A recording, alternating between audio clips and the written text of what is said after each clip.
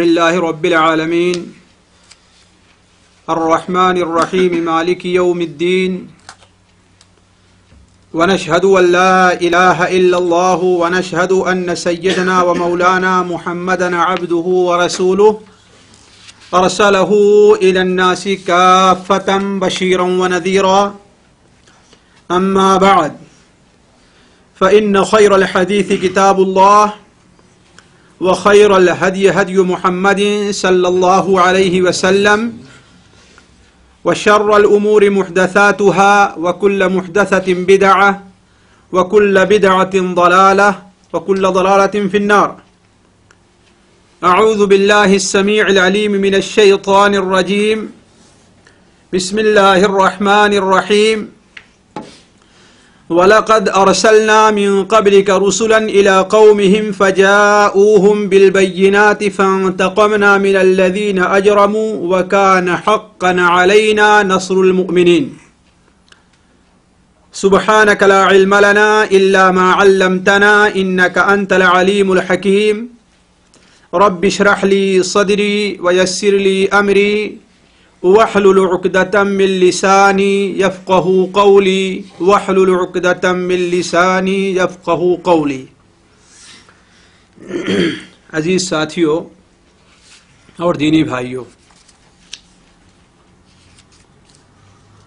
قرآن مجید اللہ تبارک و تعالی کی سچی کتاب ہے.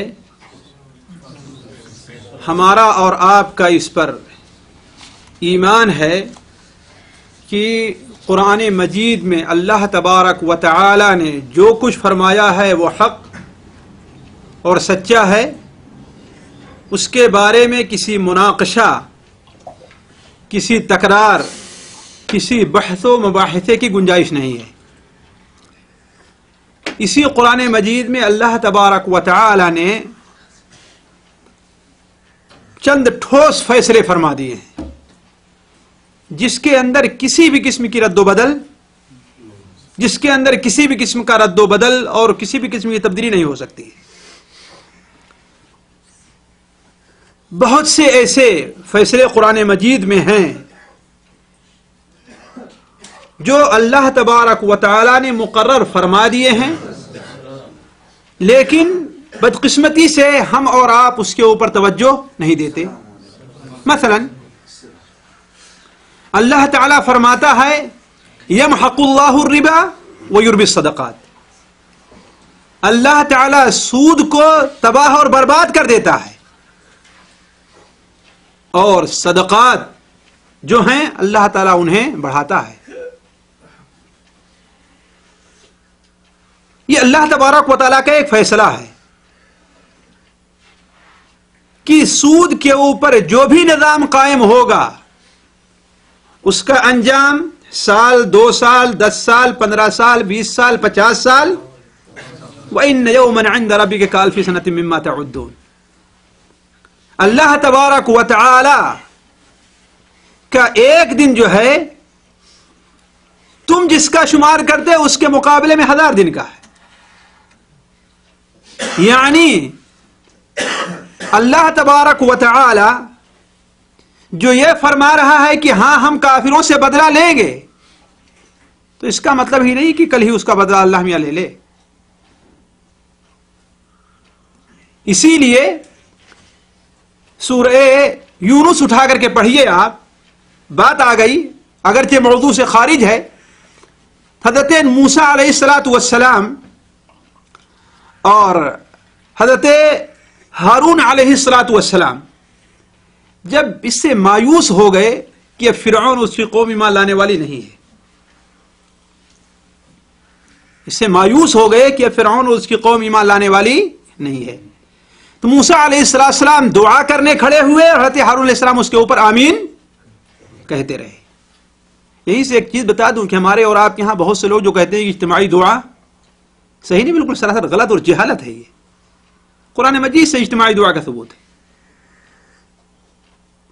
حضرت موسیٰ علیہ السلام دعا کر رہے ہیں اور حضرت ہارون علیہ السلام اس کے اوپر آمین بول رہے ہیں. حضرت موسیٰ علیہ السلام نے فرمایا کہ اے اللہ تعالیٰ انک آتیت فرعون وملأہ زینۃ واموالا فی الحیاۃ الدنیا ربنا لیضلوا عن سبیلک. اے اللہ تبارک و تعالی، آپ نے فرعون اور اس کی قوم کو دنیا کے اندر مال دیا ہے، زینت دی ہے، جس کا استعمال وہ کیا کر رہے ہیں؟ لوگوں کو گمراہ کرنے میں کر رہے ہیں. اے اللہ تبارک و تعالی ان کے مال کو تباہ اور برباد کر دے، اس لیے کہ اب یہ جب تک عذاب علیم کا مشاہدہ کر نہیں لیں گے اس وقت تک ایمان نہیں لے آئیں گے. تو اللہ تعالیٰ نے کیا فرمایا؟ قال قد اجیبت دعوتکما فاستقیما ولا تتبعان. اللہ فرمایا کہ قد اجیبت دعوتکما، تمہاری دعا قبول کر لی گئی. فاستقیما، استقامت کو لازم پکڑو، یہ نہ کہو کل ہی جو ہے تمہاری دعا جو قبول ہے وہ نافذ ہو جائے گی. اسی لیے بعض تفسیری روایات میں آتا ہے، ظاہر بات اس میں کچھ مبالغے سے کام لیا گیا ہے، کہ موسیٰ علیہ السلام کی یہ دعا 40 سال کے بعد قبول کی گئی ہے. تو ان یوما عند ربک کالف سنۃ مما تعدون. تو عرض کرنے کا مقصد بات یہاں سے نکلی تھی کہ جو نظام دنیا کا سود پر قائم ہوگا وہ سال 2 سال 40 سال 50 سال کے بعد اس کا انجام کیا ہے؟ تباہی اور بربادی ہے. واللہ میں آپ لوگوں سے سوال کرتا ہوں جو اخبارات یا ریڈیو وغیرہ سنتے ہیں، ذرا بتائیں دنیا کا کوئی ایسا ملک ہے جو اس وقت کساد بازاری اور اقتصاد کی پستی کی شکایت نہ کر رہا ہو؟ ہے کوئی ملک دنیا کا؟ کوئی ملک نہیں. اس کی وجہ کیا ہے؟ اب مغربی اقتصاد کے ماہرین بھی کہنے لگے ہیں کہ اس کی سب سے بڑی وجہ کیا ہے؟ سود ہے. یمحق اللہ الربا ویربی الصدقات. اللہ تعالیٰ سود کو تباہ اور برباد کرتا ہے، مٹا دیتا ہے، اور صدقات کو بڑھاتا ہے. تدبر کی فسونکاری سے محکم ہو نہیں سکتا جہاں میں جس تمدن کی بنا سرمایہ داری ہو.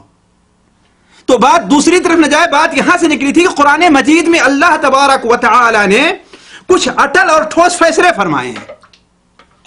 وہ فیصلے اس کے اندر ذرہ برابر کچھ بھی رد و بدل ہونے والا نہیں ہے.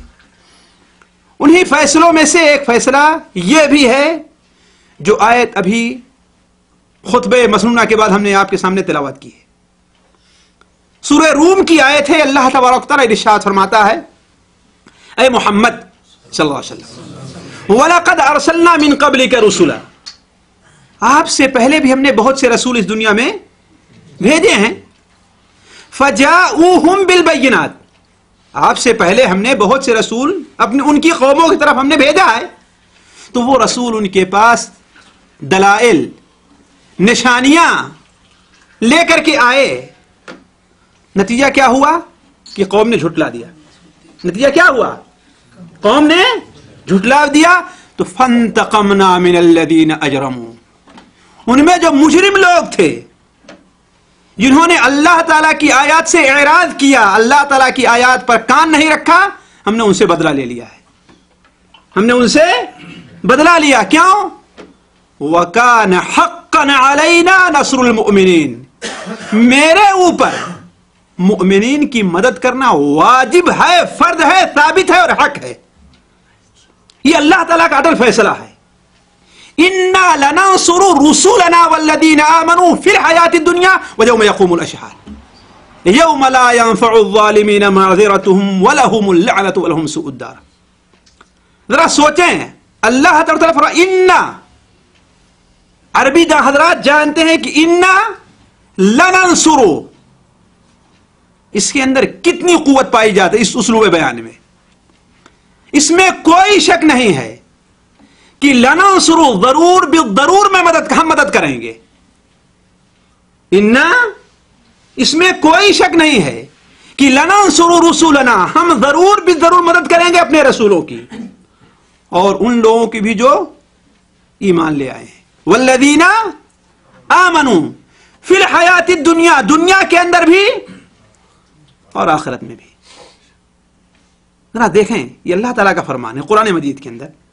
اس میں کوئی شبہ ہو سکتا ہے کوئی شبہ اس میں کسی کو؟ وہ بھی اللہ تعالیٰ بغیر تاکید کے کوئی بات فرمائے پھر بھی سچا ہے اللہ تعالیٰ کہ نہیں سچا ہے؟ وَمَنْ أَصْدَقُ مِنَ اللَّهِ حَدِيثًا وَمَنْ أَصْدَقُ مِنَ اللَّهِ قِيلًا. اللہ سے سچی بات کہنے والا اور کون ہو سکتا ہے؟ ہوتا ہے کوئی؟ تو بغیر تاکید کے، بغیر قسم کھائے ہوئے بھی، بغیر زور دیے ہوئے بھی اللہ تبارک و تعالی سچا ہے، اس میں کوئی شبہ نہیں. لیکن اس کے باوجود اللہ تعالیٰ کیا فرما رہا ہے؟ اِنَّا، اس میں کوئی شک نہیں ہے کہ لَنَنْصُرُ رُسُلَنَا، البتہ ضرور بالضرور ہم مدد کریں گے. کن کی؟ رسولنا، اپنے رسولوں کی. والذین آمنوا، اور وہ لوگ جو ایمان لے آئے ہیں. فی الحیات الدنیا، اس دنیا میں.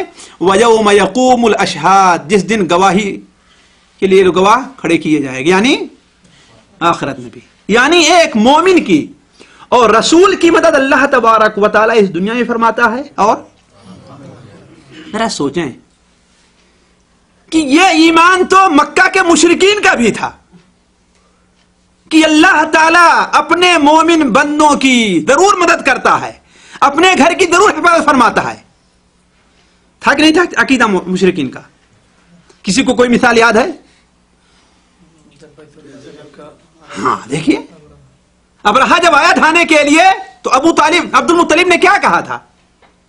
اپنے اونٹ کو، اپنے ساتھیوں کو لے کر کے چلے گئے اور دعا کی، خانہ کعبہ کا دروازہ پکڑ کے، اے اللہ تعالی، ہر شخص جو ہے اپنے خیمے کی، اپنے مکان کی حفاظت کرتا ہے، یہ تیرا گھر ہے، تو اس کی حفاظت کر. یقین تھا کہ نہیں تھا؟ بغیر یقین کے دعا کر رہے تھے اور چلے گئے. ابرہا کے سامنے ان کے اونٹ پکڑ کے لے گئے تھے. اپنا اونٹ لانے کے لیے جاتے ہیں، کہتے ہیں کہ مجھے میرا اونٹ چاہیے، اس لیے کہ اونٹ کا مالک میں ہوں، اونٹ میرے ہیں، وہ جس کا گھر ہے وہ اس کی حفاظت کرے گا. تو یہ یقین اس وقت کے مشرکین کا بھی تھا. تو چل جائے کہ ہمارا اور آپ کا یقین نہ ہو. ایک مومن کا، ایک مسلمان کا یہ یقین اور عقیدہ ہونا چاہیے کہ اللہ تبارک و تعالی اپنے مومن بندوں کی اور مسلمانوں کی مدد ضرور کرے گا. اور ایک بات اور بتا دوں، عقیدے کی ہے یہ، اس پر عقیدہ ہر ایک کا ہونا چاہیے. وعلیکم السلام ورحمۃ اللہ وبرکاتہ. کہ اگر کسی کی مدد اللہ تبارک و تعالی نہیں کرتا ہے تو دنیا کی کوئی طاقت اس کی مدد نہیں کر سکتی ہے نا. یہ عقیدہ ہونا چاہیے. قرآن مجید میں اللہ تعالیٰ فرماتا ہے ان ینصرکم اللہ فلا غالب لکم وان یخذلکم فمن ذا الذی ینصرکم من بعدہ. سوچو، اگر اللہ تمہاری مدد کرے گا تو تمہارے اوپر غالب آنے والا کوئی نہیں ہے، اور اگر اللہ نے تمہیں رسوا کر دے گا تو کون ہے دنیا میں تمہاری مدد کر سکتا ہے؟ کوئی مدد نہیں کر سکتا ہے. اسی لیے اللہ کی مدد سے نا امید ہونا یہ ایمان کی نشانی نہیں، یہ نفاق کی نشانی ہے. یہ عقیدہ ہونا چاہیے ہمارا اور آپ کا. ہم بھی اگر کسی کو عقیدہ نہیں ہے اس کا تو یہ عقیدہ اپنا صحیح کریں.